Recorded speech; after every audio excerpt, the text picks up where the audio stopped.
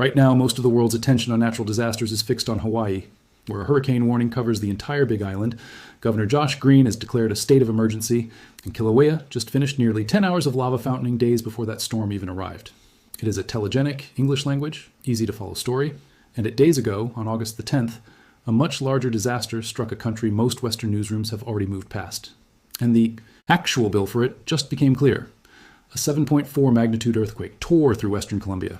And according to Oxford Economics, the direct damage alone could reach nearly $2 billion, while a separate estimate from BTG Pactual puts the full reconstruction cost closer to $9.6 billion. If you have not heard much about this outside a single news cycle last week, here is what almost nobody covering the Hawaii story is telling you. Colombia's earthquake did not just kill more than 200 people and injure hundreds more.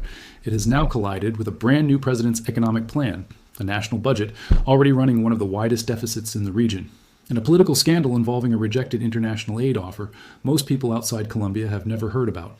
This is the story of what actually happened on the ground, why the financial numbers keep multiplying instead of close to finished, no hype, no exaggeration, just what the Colombian Geological Service, Oxford Economics, and reporting on the ground actually shows. If you have been following the Hawaii coverage this week, drop a comment and tell me whether this is the first you're hearing about Colombia, because that gap says something important about how global disasters get covered.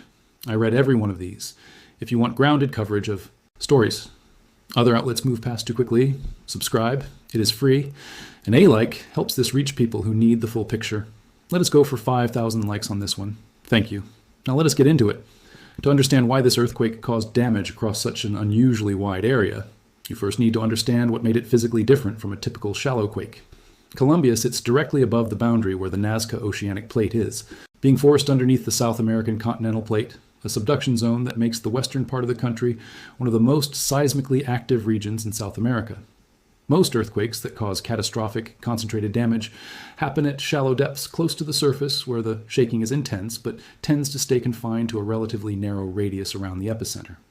This earthquake was different. The Colombian Geological Service recorded its depth at approximately 103 kilometers, what seismologists classify as an intermediate depth event, and that depth is precisely why the destruction spread across 12 separate departments rather than staying contained to one city or region. An intermediate depth earthquake distributes its energy across a far wider footprint at the surface, trading some of the sharp, violent shaking of a shallow quake for a broader, more diffuse impact that can still be severe. Hundreds of kilometers from the epicenter, which is exactly what happened here, with strong shaking felt not just across western Colombia, but as far away as Bogota, Quito, and neighboring Ecuador, and even Panama. The scale of what that shaking produced is where the numbers become genuinely staggering. The Colombian Geological Service called it the most powerful earthquake the country has recorded this century. Colombia's Association of Capital Cities, the nonprofit, consolidating official casualty figures from cities nationwide, has tracked the death toll climbing steadily since Monday, from just over 100 confirmed deaths in the first hours to more than 200 as departments continued reporting in. The physical destruction matches that scale. Nationwide, at least 81,000 homes were damaged and just over 14,000 more destroyed outright, while officials recorded damage across 298 roads, 241 healthcare centers, more than 2,600 schools, 44 bridges, and 59 aqueducts. In Cali, the country's third largest city, 40 buildings collapsed entirely, including sections of a hospital where a pediatric and neonatal wing partially caved in and had to be evacuated mid-crisis. More than 10 airports suspended operations entirely. At least 21 aftershocks were recorded within hours, and residents in the coffee-growing region around Armenia described the shaking as bringing back memories of a magnitude 6.1 earthquake in 1999 that killed nearly 1,200 people and left an estimated 250,000 homeless, a comparison locals are making because that earlier disaster remains the benchmark every subsequent Colombian earthquake gets measured against. What makes the financial picture surrounding this disaster genuinely difficult to pin down is that the estimates being reported diverge wildly depending on who is doing the calculating and what exactly they are measuring. Oxford Economics, using its own modeling, put direct damage in a range between $990 million and just under $2 billion, describing that as somewhere between 0.2 and 0.4% of Colombia's total economic output. A separate estimate attributed to the United States Geological Survey's automated loss modeling system put the figure dramatically higher, closer to $40 billion, or roughly 7% of the entire national economy. BTG Pactual, the investment bank, landed in between, with a reconstruction specific estimate of $9.6 billion, about 1.5% of GDP, spread across the next 2 to 3 years of rebuilding. These are not competing claims about the same thing so much as different measurements answering different questions. Immediate direct property loss versus full reconstruction cost versus a broader model of total economic disruption. But the range itself, from under $2 billion to near $40 billion depending on the method, tells its own story about how difficult it is to size a disaster of this scale in real time.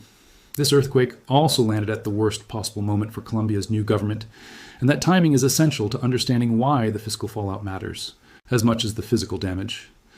Abelardo de la Espriella had been sworn in as president just 5 days before the quake struck, and according to Bloomberg's reporting, less than half an hour before markets opened on the Friday after the disaster, his entire fiscal plan, a pledge to cut roughly $6 billion in spending this year specifically to reassure investors and credit ratings agencies alarmed by Colombia's rising debt, was effectively shattered by the need to fund emergency response instead.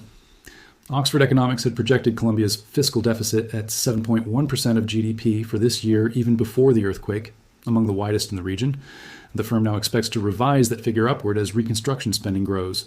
Colombia has lined up $450 million from the World Bank's contingent credit line and up to $400 million more from an Inter-American Development Bank facility. But analysts have been direct that those emergency buffers only cover the first weeks of response, not the years-long rebuilding effort still ahead. Layered on top of the economic strain is a political controversy that has received little attention outside Colombia. Days after the quake, a leaked letter revealed that Javier Pava, head of Colombia's National Disaster Management Agency and a holdover appointee from the previous administration, had initially rejected offers of international aid, reportedly because the formal transfer of power between outgoing President Gustavo Petro and incoming President de la Espriella had not been fully completed when the earthquake struck, leaving unclear authority over who could accept it.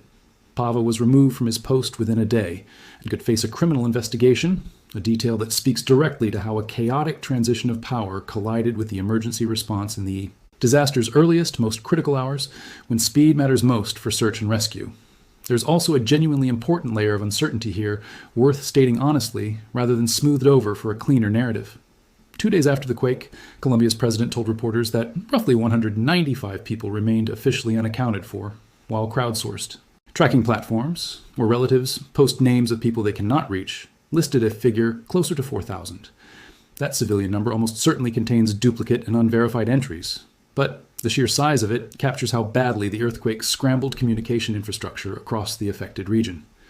The Puracé volcano in Cauca also began emitting ash shortly after the quake, closing a regional airport, though Colombia's geological service has been explicit.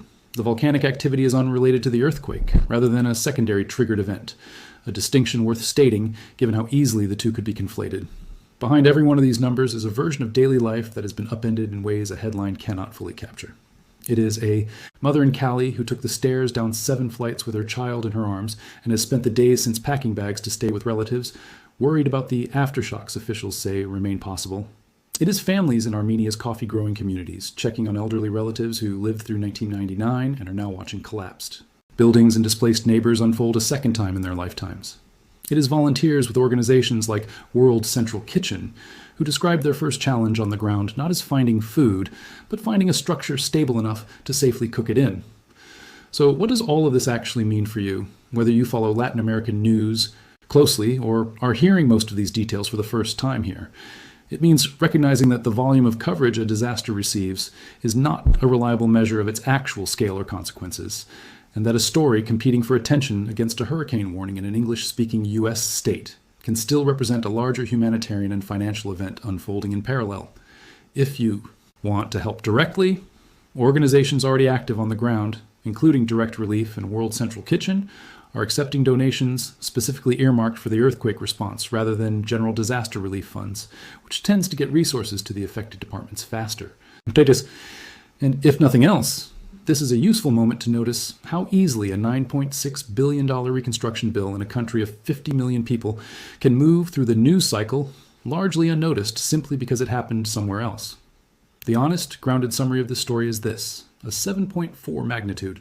Earthquake struck western Colombia on August the 10th. An intermediate depth event that spread damage across 12 departments, killed more than 200 people according to Colombia's Association of Capital Cities, and destroyed or damaged tens of thousands of homes alongside hundreds of schools, hospitals, and roads.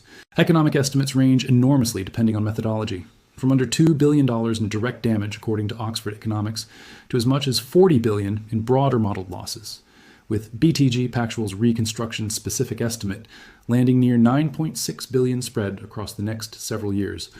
That bill arrived 5 days into a brand new presidency, shattering a fiscal austerity plan meant to reassure investors, and it surfaced a political scandal over an initially rejected international aid offer during the country's most vulnerable hours. None of this has fully resolved. Casualty figures were still climbing as of the most recent reports.